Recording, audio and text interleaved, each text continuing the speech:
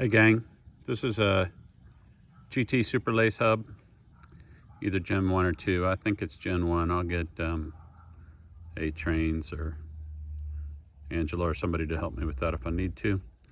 I'll measure the middle.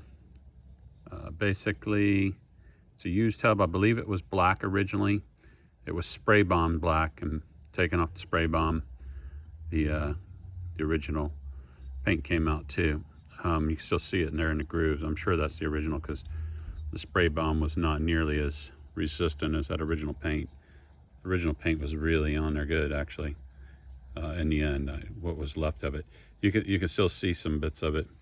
You can see a gash right there, ding, whatever you want to call it. It's inconsequential, really, except cosmetically. You could clean that quite a bit. You can't make it go away, but you can refinish this hub, do whatever you want to with it, polish it. I put some painter's tape over that GT sticker when I stripped it, and it was, that turned out pretty good. It did actually find some spots to attack it in, but I knew that was a risk. Anyhow, it's in good condition. Oh, spins good. I do notice that without the collars, that there's about a 1/16 of an inch play in that axle, which tells me that GT actually made the collars a little bit short. You don't notice it at all with these, not the collars, the shoulders on the axle. I think a lot of these manufacturers, I've seen it on Revcore, Krupe, stuff like that, where they just make parts to the machine plans, but they don't do anything to check it exactly how precisely it fits.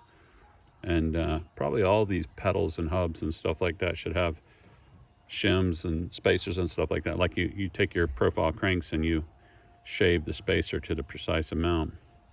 Same thing should be happening on these. So I may take it apart. I mean, it's perfectly fine without it. It's the way they made it. But I've actually corrected stuff like that on other hubs and all. So I may take it apart again. I hate to do it because I had it apart and now I've got it together. And anyhow, that's that. Nice little front GT Super Lace hub, collared style, Gen 1 or 2, hollow axle, all that jazz. I think it's all original hardware. I will say that one bearing is different than the other, so one of those bearings at a minimum has been replaced. One's brown, one's black.